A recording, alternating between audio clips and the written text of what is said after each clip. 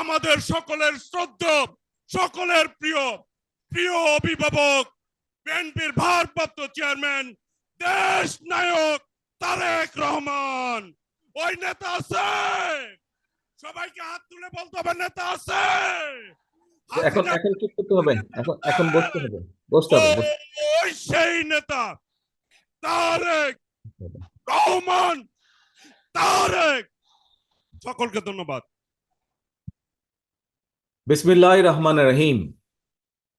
প্রিয় বাংলাদেশ, প্রিয় দেশবাসী, ভাই ও বোনেরা, আজকের এই অনুষ্ঠানের সম্মানিত সভাপতি জনাব মির্জা ফখরুল ইসলাম আলমগীর, মঞ্চে উপস্থিত নেতৃবৃন্দ, সামনে উপস্থিত আমার প্রিয় সহকর্মীবৃন্দ, আসসালামু আলাইকুম।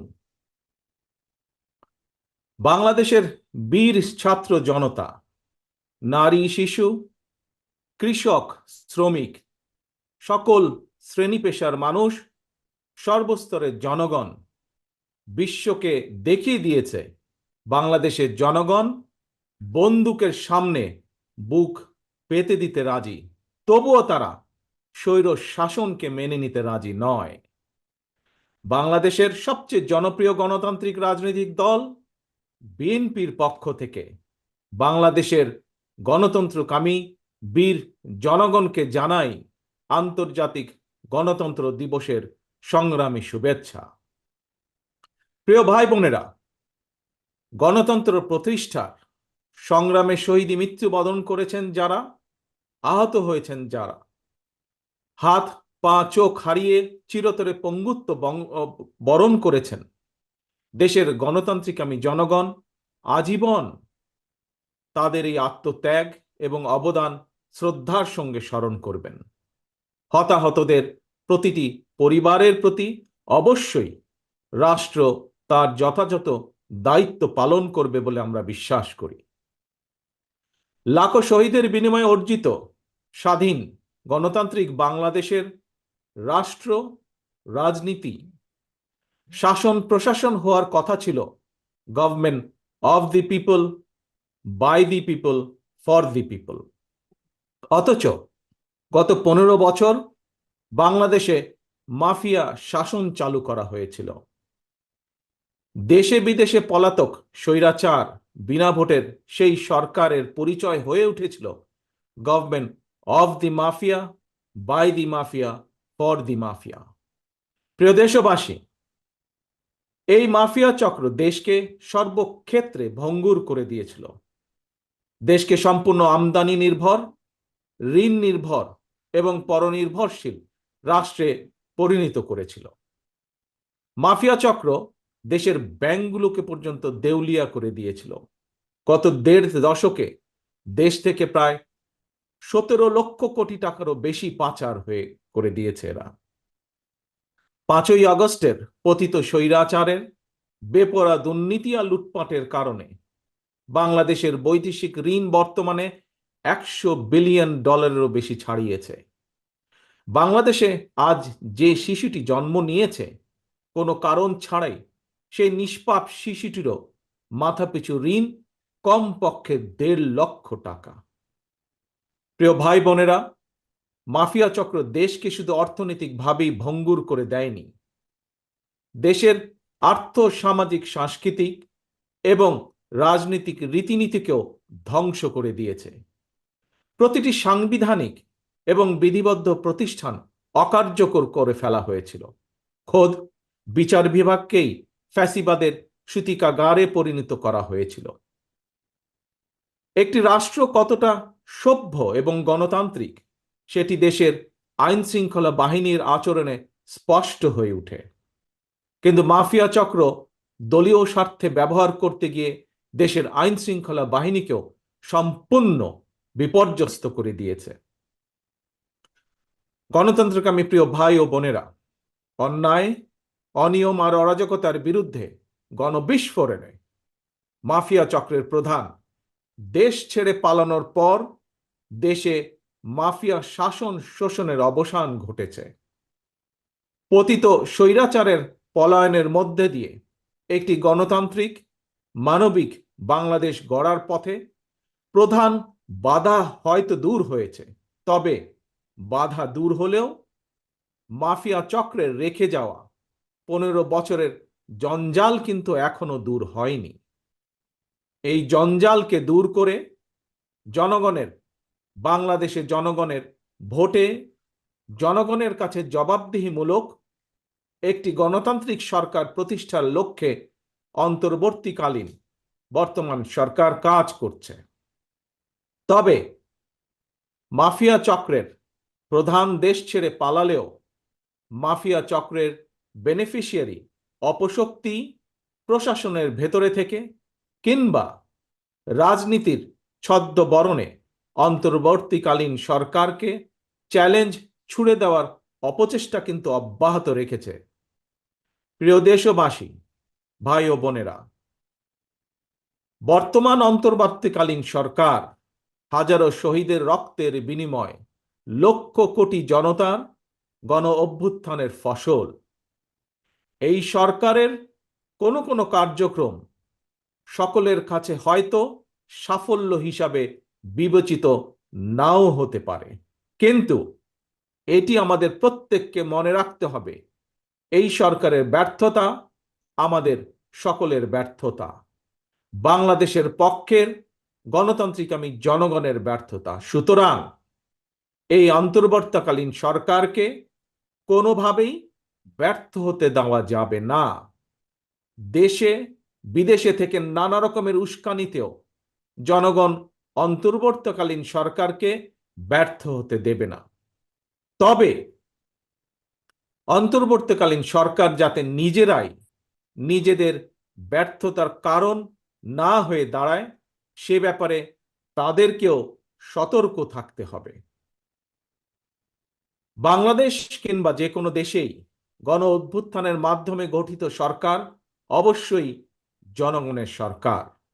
তাই জনগণ অন্তর্বর্তীকালীন সরকারের প্রতি সহযোগিতা অব্যাহত রেখেছে, রাখবে। তবে কোনো এক পর্যায়ে অন্তর্বর্তীকালীন সরকারের জবাবদিহিতাও কিন্তু নির্বাচিত সংসদের মাধ্যমেই নিশ্চিত করা হয়। সুতরাং জনগণের রাজনৈতিক ক্ষমতায়নের মাধ্যমে একটি নির্বাচিত সংসদ এবং সরকার প্রতিষ্ঠায় অন্তর্বর্তীকালীন সরকারের সকল সংস্কার কার্যক্রমের প্রথম এবং প্রধান টার্গেট হওয়া জরুরি।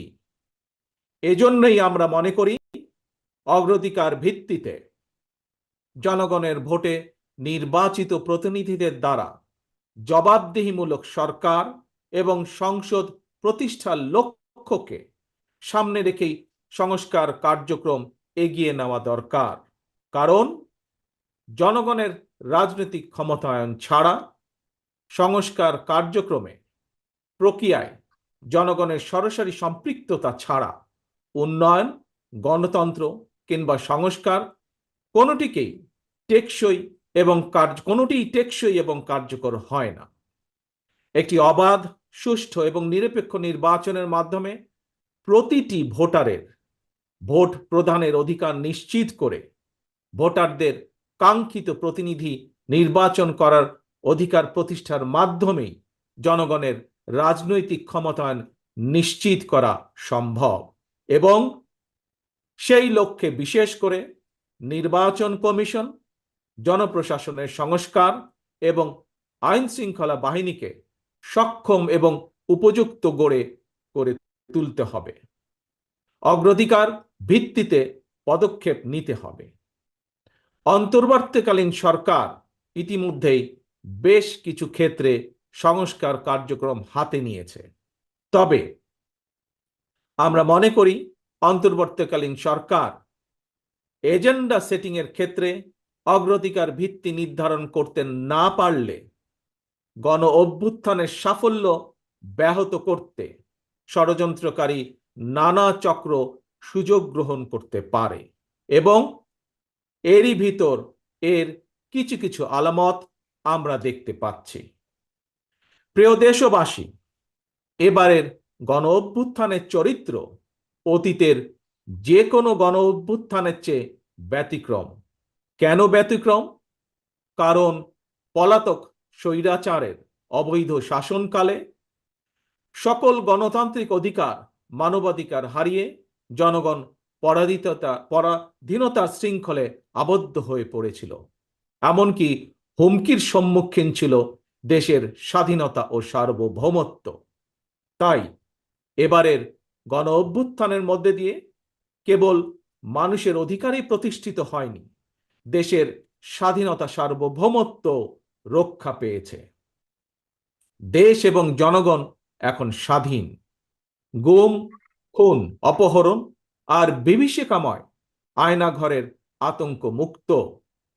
স্বাধীনতা সার্বভৌমত্ব রক্ষার পর এবার দেশ এবং জনগণের স্বাধীনতা সুরক্ষায় প্রথম কাজ হতে হবে রাষ্ট্র এবং সমাজে মানুষের গণতান্ত্রিক অধিকার এবং লুণ্ঠিত ভোটের অধিকারকে পুনঃপ্রতিষ্ঠিত করা।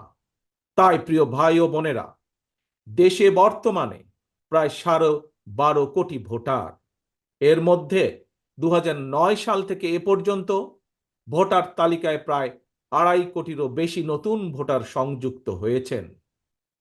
ভোটার হবার পর তরুণ প্রজন্মের এই 2.5 কোটিরও বেশি ভোটার একটিও জাতীয় নির্বাচনে ভোট দেবার সুযোগ পায়নি। ভোট দিয়ে তারা তাদের কাঙ্ক্ষিত জনপ্রতিনিধি নির্বাচন করতে পারেনি, অথবা তাদের নিজেরাও কেউ ভোটে নির্বাচিত হয়ে জনগণের প্রতিনিধিত্ব করার সুযোগ পায়নি। বিএনপি বিশ্বাস করে, বিএনপি মনে করে দেশের জনশক্তির অর্ধেক নারী এবং তারুণ্যের এই বৃহৎ অংশকে রাজনৈতিক অংশীদারিত্বের বাইরে রেখে একটি বৈষম্যহীন মানবিক রাষ্ট্র গঠন সম্ভব নয়। সংবিধান কিংবা প্রবিধানে যাই থাকুক, জনগণের রাজনৈতিক এবং অর্থনৈতিক ক্ষমতায়ন নিশ্চিত করা না গেলে, সংস্কার প্রক্রিয়ায় জনগণকে সম্পৃক্ত করা না গেলে শেষ পর্যন্ত কোনো সংস্কার কার্যক্রমেরই কার্যকরী ফল পাওয়া যাবে না। প্রিয় দেশবাসী, ভাই ও বোনেরা, রাষ্ট্র, রাজনীতি এবং রাজনৈতিক দল হিসেবে বিএনপি দলীয় রাজনৈতিক কার্যক্রম সংস্কারের লক্ষ্যে প্রথমে 2022, পরবর্তীতে 2023 সালে বাংলাদেশের পক্ষের গণতান্ত্রিক রাজনৈতিক দলগুলোর প্রতিনিধিদের উপস্থিতিতে 31 দফা কর্মসূচি ঘোষণা করেছিল। তবে ঘোষিত 31 দফাই শেষ কথা নয়। বিএনপি মনে করে রাষ্ট্র কিংবা রাজনীতি সকল ক্ষেত্রেই সংস্কার কার্যক্রম একটি ধারাবাহিক এবং চলমান প্রক্রিয়া। সুতরাং রাষ্ট্র এবং রাজনীতি সংস্কারে বিএনপি ঘোষিত 31 দফা সংস্কার কর্মসূচির আরো প্রয়োজনীয় পরিবর্তন পরিমার্জনকেও বিএনপি স্বাগত জানায়। এমনকি কেউ যদি মনে করেন একটি উন্নত এবং নিরাপদ বাংলাদেশের জন্য আরো নতুন রাজনৈতিক দলের প্রয়োজন রয়েছে, তাতেও দোষের কিছু নেই। কারণ শেষ পর্যন্ত জনগণই চূড়ান্ত সিদ্ধান্ত নেবে। জনগণ কাকে সমর্থন জানাবে কিংবা কাকে সমর্থন দেবে না, এটি তাদেরই চূড়ান্ত বিষয়। এ কারণেই বিএনপি বরাবর জনগণের ভোটের অধিকারের উপর জোর দিয়েছে। বিএনপি মনে করে একমাত্র অবাধ, সুষ্ঠু নির্বাচনের মাধ্যমেই রাষ্ট্র, রাজনীতি এবং রাজনৈতিক বন্দোবস্তের সঙ্গে জনগণের প্রত্যক্ষ অংশদারিত্ব তৈরি হয়। গণতান্ত্রিক আমি প্রিয় ভাই ও বোনেরা, গণ অভ্যুত্থান কিংবা সংস্কার কার্যক্রম নিয়ে রাজনীতির মাঠে নানা রকম কথা হচ্ছে। গণতান্ত্রিক রাজনীতিতে এটি একটি স্বাভাবিক এবং গ্রহণযোগ্য রীতি। প্রত্যেকেই তাদের নিজ নিজ দৃষ্টিভঙ্গি প্রকাশ করবেন, এটিই স্বাভাবিক। এই নিয়ে বিচলিত হওয়ার কোনোই কিছু নেই। একজন রাজনৈতিক কর্মী হিসাবে আমি বিশ্বাস করি ফৌজদারি অপরাধের বিচার যেমন বিচারিক আদালতে হয়, ঠিক তেমনি রাজনৈতিক কর্মকাণ্ড কিংবা রাজনৈতিক আচরণের বিচার হয় জনগণের আদালতে। আমি আগেও বলেছি, আজ আবারও আপনাদের সামনে বলতে চাই, ক্ষমতার পরিবর্তন মানে শুধু রাষ্ট্র ক্ষমতার হাত বদল নয়। ক্ষমতার পরিবর্তন মানে রাষ্ট্র এবং রাজনীতির গুণগত পরিবর্তন। তাই প্রতিটি রাজনৈতিক নেতাকর্মীর মনে রাখা প্রয়োজন, রাজনীতির গুণ পরিবর্তনের জন্য রাজনৈতিক দলের নেতাকর্মীদের আচার আচরণেও গুণগত পরিবর্তন জরুরি। সুতরাং আমার আহ্বান, কোনো প্রলোভন কিংবা উস্কানিতে বিভ্রান্ত না হয়ে জ্ঞানভিত্তিক রাষ্ট্র এবং সমাজের নেতৃত্ব দানের জন্য নিজেদেরকে প্রস্তুত করুন। গণতান্ত্রিক আমি প্রিয় ভাই ও বোনেরা, হাজারো শহীদের রক্ত স্নাত এই রাজপথে আজ আপনাদের এই স্বতঃস্ফূর্ত উপস্থিতির অর্থ জনগণের কাঙ্ক্ষিত বৈষম্যহীন বাংলাদেশ গড়ার এই যাত্রা পথে বাংলাদেশের পক্ষের শক্তিকে আরো কিছু পথ পাড়ি দিতে হবে। তবে সেই পথ অবশ্যই নয় সন্ত্রাস, সংঘর্ষ, প্রতিশোধ কিংবা প্রতিহিংসার, বরং সেই পথ হবে ধৈর্য, সহনশীলতা এবং সমঝোতা। প্রিয় ভাই বোনেরা, সবশেষে বলতে চাই, সংস্কার কার্যক্রমের পথ ধরে নির্বাচনী রোড ম্যাপে উঠবে আমাদের প্রিয় বাংলাদেশ। সুতরাং আসুন আমরা সবাই কাজের মাধ্যমে জনগণের বিশ্বাস, জনগণের ভালোবাসা অর্জন করি, জনগণকে সঙ্গে রাখি, জনগণের সঙ্গে থাকি। আল্লাহ হাফেজ। বাংলাদেশ জিন্দাবাদ। বাংলাদেশ জাতীয়তাবাদী দল জিন্দাবাদ।